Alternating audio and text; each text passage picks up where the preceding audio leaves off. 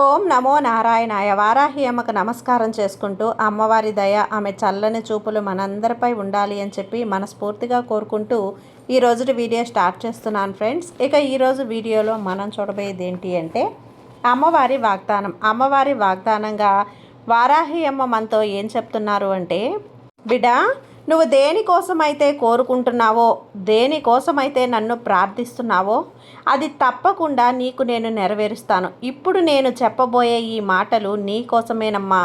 నువ్వు ఏదైతే సమాధానం కావాలి అనుకుంటున్నావో ఆ సమాధానం ఇస్తానని చెప్పి ఈరోజు వారాహి అమ్మవారైతే ఈ రాత్రి మన కోసం తీసుకొచ్చినటువంటి ఈ సందేశాన్ని వినే ముందుగా ఒక్కసారి ఫస్ట్ టైం మన ఛానల్ని చూస్తూ ఉన్నట్లయితే ప్లీజ్ సబ్స్క్రైబ్ చేసుకోండి ఫ్రెండ్స్. వీడియో నచ్చితే కనుక లైక్ చేసి సపోర్ట్ చేయండి. ఇక వీడియోలోకి వెళ్ళబోయే ముందుగా ఒక్కసారి జ్యోతిష్యంలో గొప్ప అనుభవం కలిగినటువంటి గురూజీ సుబ్రహ్మణ్యం రాజు గారు శ్రీ వారాహి అమ్మవారి ఆశీస్సులతో జ్యోతిష్యం చెప్తున్నారు.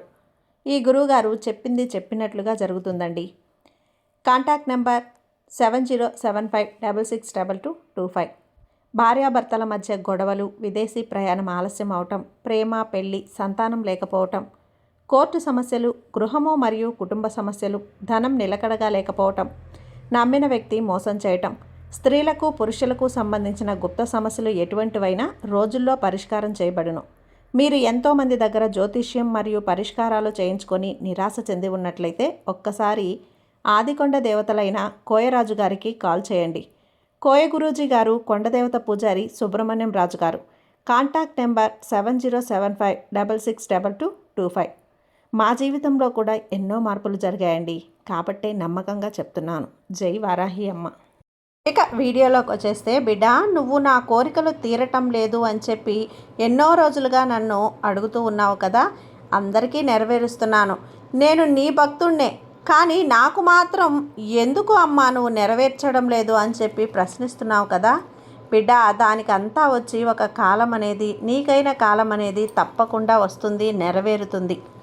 అవి ఎన్నిసార్లు చెప్పినా నీ మనసు అప్పటి వరకు మాత్రం ఊరటగా ఉండి ఆ తర్వాత మళ్ళీ అదే ఆలోచన, అదే ఆందోళనలో ఉంటున్నావు.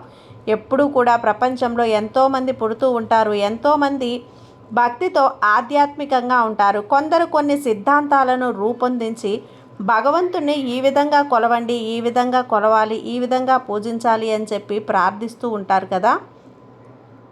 చుట్టూ కూడా క్రమేణా భక్తులు పెంచుకొని తమ సిద్ధాంతాలను ప్రపంచమంతా కూడా వ్యాప్తి చేయాలని చూస్తూ ఉంటారు. అసలు ఎవరూ కూడా కొత్త సిద్ధాంతాలను సృష్టించలేదు. కొత్త అనేది ఆధ్యాత్మికంగా చాలా తక్కువే.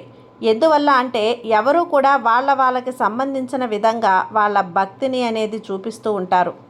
కాబట్టి నిత్యము సత్యము అనే పరబ్రహ్మ ఎప్పుడూ ఉండేదే. దానిని నువ్వు సాధన చేసి కనుక్కోవాలి బిడ్డ. నువ్వు సృష్టించడం కాదు, ఉన్నదాన్ని పట్టుదలతో కృషి చేసి దాన్ని అనుభవించాలి, సాధించాలి. భగవంతుణ్ణి తన వైపు తిప్పుకోవటానికి ఎంతోమంది ఎన్నో పద్ధతులను పాటిస్తూ ఉంటారు. ఎవరు ఎన్ని పద్ధతులు పాటించినా కూడా భగవంతుడు వారి పద్ధతులను గౌరవిస్తాడు. కానీ తమ పద్ధతి మార్చుకోవటం కోసం భక్తుడి యొక్క అతని భక్తిని బట్టే వాళ్ళకి ఇస్తూ ఉంటాడు. దాన్ని సొమ్ము చేసుకోవటానికి కొంతమంది చూస్తూ ఉన్నా అక్కడే రకరకాలైనటువంటి కొన్ని విషయాలు పుట్టుకొస్తూ ఉంటాయి. నిజమైన సత్యాన్ని కనుక్కోవటానికి అడ్డుగా కనిపిస్తూ ఉంటాయి. సాక్షాత్తు పరబ్రహ్మ నువ్వు మారనంత వరకు నువ్వు మాయలో ఉన్నట్లే బిడ్డ. నువ్వు ఎంత గొప్ప గురువు అవ్వచ్చు కానీ, ఎంత గొప్ప తల్లివి అవ్వచ్చు కానీ, గురువు దగ్గర, తల్లి దగ్గర తన బోధనలో తీసుకోవచ్చు. గాలి నుంచి ఏమైనా సృష్టించవచ్చు. సమాధిలో మునిగిపోయి ఉండొచ్చు. నీ మనసు స్థిరంగా ఉంచుకోగలగాలి. కానీ మాయ అన్నది మాయలో నుంచి బయటికి రావాలి. నువ్వు నీ సంకల్పం ఉంటే నువ్వు పరబ్రహ్మని ఎలా అవుతావు అనేది, పరబ్రహ్మని ఎలా చేరుతావు అనేది మీ సంకల్పాన్ని బట్టే ఉంటుంది. ఒక సన్యాసి అనేవాడు సంకల్పాలు లేకుండా చేసుకోవాలి. సంసారులు అన్నా సరే ఎటువంటి సంకల్పాలు లేకుండా ఏ పని చేసినా సాధించాలి అనే ఒక భక్తి, పట్టుదల ఉంటే చాలు. ఎందుకంటే నువ్వు ఎప్పటికైనా సరే భగవంతుని పాదాల దగ్గర చేరవలసిన వాడివి. భగవంతుడు ఏదైతే అనుగ్రహిస్తాడో అదే నువ్వు అందుకోగలుగుతావు. కాబట్టి ఉన్నదాన్ని తెలుసుకోవటానికి ప్రయత్నించు. అంతేకాని నువ్వు ఎంతో కొంత నేర్చుకున్న దానివి, ఈ సృష్టికి ప్రజలకు చెప్పి మోసం చేయకు. అలా ఏదైనా సరే మోసం చెయ్యాలి అనే ఆలోచన నీకు ఉన్నట్లయితే అదే నీ పతనానికి కారణమవుతుంది. అలా ప్రతి ఒక్క విషయాన్ని కూడా ఏదైనా సరే సిద్ధాంతాలు పుట్టుకొచ్చాయి అని చెప్పి కొత్తగా ప్రతిస్పందించక అవసరం లేదమ్మా. న్యాయంగా ధర్మంగా ఏదైతే ఉందో అది మాత్రమే చాలు. నువ్వు గొప్పవారై ఉండొచ్చు, సత్యమైన దాన్ని తెలుసుకున్న దానిని ప్రజలకు అందించు. నీకు నువ్వు నమ్మి సత్యం ఇది ధర్మం ఇది అని చెప్పి అన్న విషయాన్ని మాత్రమే ఇతరులకు పంచు. జ్ఞానంతో అయినా సరే సిద్ధాంతాలు రూపొందించినా సరే నువ్వు ఏదైతే మంచి అనుకుంటావో అది మాత్రమే పంచు. నువ్వు అన్యాయం అనుకున్న దాన్ని ఎప్పుడూ కూడా నీ మనసులో కూడా రానివ్వకమ్మా. అలా ఎవరైనా చేస్తున్నా కూడా వాళ్ళని మందలించడానికి ప్రయత్నించు. ఎవరైతే ఒకరు తప్పు చేస్తూ ఉంటారో వాళ్ళది తప్పు అని తెలిసినా కూడా సమర్థించకపోయినా కూడా దాన్ని తప్పు అని ఎత్తికి చూపకపోవటం, వాళ్ళకి ఆ తప్పు గురించి ఎత్తి చెప్పకపోవటం కూడా ఒక పాపమే అవుతుంది.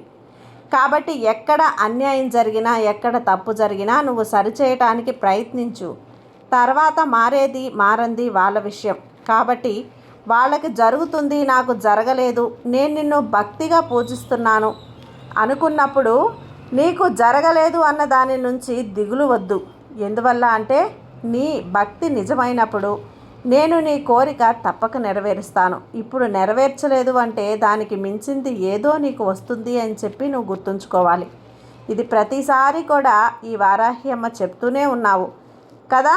కానీ నీ కోరికలు మాత్రం తీరటం లేదని, ఓపికగా ఉన్న రోజులు గడిచిపోతున్నాయని, నాకు కావాల్సింది నా చేతిలోకి రావటం లేదు అని నువ్వు ఎంతగా ఆరాటపడుతున్నా, ఎంతగా నన్ను ప్రశ్నిస్తున్నా నేను చెప్పేది ఒక్కటే, నీకు ఏదైతే చేరాలి అనుకుంటున్నావో, ఏదైతే నీకు మంచిది అవుతుంది అని మాత్రమే నేను చూస్తాను. ఒక్క విషయాన్ని నువ్వు ఎప్పుడూ కూడా మరవద్దు తల్లి. ఈ వారాహి అమ్మ చెప్పే ఆ విషయాన్ని నువ్వు ఎలా వదిలించుకుంటావో చెప్పు. ఎన్నిసార్లు చెప్పినా ఈ ఒక విషయాన్ని నువ్వు నీ మనసులో ఉంచుకోకుండా, నీకు అనుకూలంగా కాలం రాలేదు, నీకు అనుకూలమైన పరిస్థితి రాలేదు అని చెప్పి మాత్రమే నువ్వు బాధపడుతూ ఉంటావు. అలా ఎప్పుడు వద్దు తల్లి. కాబట్టి భగవంతుడు అందరినీ కూడా సమానంగానే చూస్తాడు. కొందరికి వాళ్ళ కోరికలు త్వరగా తీరుస్తున్నాయి అంటే వాళ్ళ కర్మ ఫలాన్ని బట్టి, వాళ్ళనుకున్న దోషకాలం బట్టి అవి తొలగిపోయినప్పుడు వాళ్ళ కోరికలు తీరుతాయి. నీకు ఆ ఆలస్యం అవుతుంది అంటే ఇంకా నీ చుట్టూ ఉన్న మాయ తొలగలేదు. అలాగే నీ కర్మలంతా వచ్చి తొలగకుండా ఇంకా వాటిని అనుభవించాల్సి ఉంది అని చెప్పి నువ్వు గుర్తుంచుకోవాలి. అంతేకాని తప్పకుండా ప్రతి మనిషి ఆ పరబ్రహ్మకి తప్ప ఒక్కరే, అందరూ సమానులే. కాబట్టి ఒకరిని ఎక్కువగా ఒకరిని తక్కువగా చూడటం అలా ఏమీ ఉండదమ్మా. అర్థమైంది కదా. ఎప్పుడూ కూడా నీ మనసులో ఈ విషయాన్ని గుర్తుంచుకొని బాధపడడం మానేసి దాన్ని ఎలా సరిచేసుకోవాలి, అందులో నుంచి ఎలా బయటపడాలి, నీకున్న ఆ చిక్కుని ఎలా తొలగించుకోవాలి అని మాత్రమే నువ్వు నీ దృష్టినంతా నిలుపుకోవాలి. అర్థమైంది కదా. ఈ ఒక్క విషయాన్ని నువ్వు మరవకుండా ఎప్పుడైతే జాగ్రత్తగా నడుచుకుంటావో, నువ్వు ఏదైతే సాధించాలి అని నీ లక్ష్యాన్ని చేరుకుంటావో, కాబట్టి నీ వారాహి అమ్మ చెప్పే మాటలన్నీ విన్నంతసేపే వినకుండా నువ్వు అన్నింటినీ మనసులో నిలుపుకో. నీ కోరికలు తీరటమే కాదు, నీ అవసరాలకి కావలసినంటువంటి వాటి నుంచి బయటపడే ఏ సమస్యనైనా సరే బయట వలశక్తి కూడా నీకు దక్కుతుంది. ఈ వారాహి అమ్మ శక్తి నీకు దక్కుతుంది. నీకున్న భయం, ఆ భయాన్ని మొదట నువ్వు బయట పెట్టాలి. ఆ భయం నుంచి నువ్వు బయటపడేటప్పుడు నీ మనోధైర్యం అనేది బలపడుతుంది. మనోధైర్యంతో ఉంటే ఏదైనా సరే సాధించగల శక్తి నీకుంటుంది. మనోధైర్యాన్ని పెంచుకునేందుకు, నీ మనసును దృఢంగా ఉంచుకునేందుకు నన్ను ఎప్పుడూ ప్రార్థించు. నేను చెప్పే ఈ సందేశాలు, ఈ వాగ్దానాలు ఆచరించు. తప్పకుండా నీ సంకల్పానికి చేరుకోవటానికి అంత ధైర్యం, నీకు మనోపక్వం అనేది కూడా వస్తుంది. అర్థమైంది కదమ్మా. ఈ రాత్రికి ఈ వారాహి అమ్మ సందేశం విని పడుకో. నీ జీవితంలో ముందుకు వెళ్ళడానికి నీకొక బాటగా, నీకొక ఉపయోగకరంగా ఉంటాయి. బిడ్డ, గుర్తుంచుకొని నా పరిపూర్ణ ఆశీర్వాదం నీకు ఎప్పుడూ ఉంటుంది. సర్వే జన సుఖినో భవంతు. జై వారాహి అమ్మ.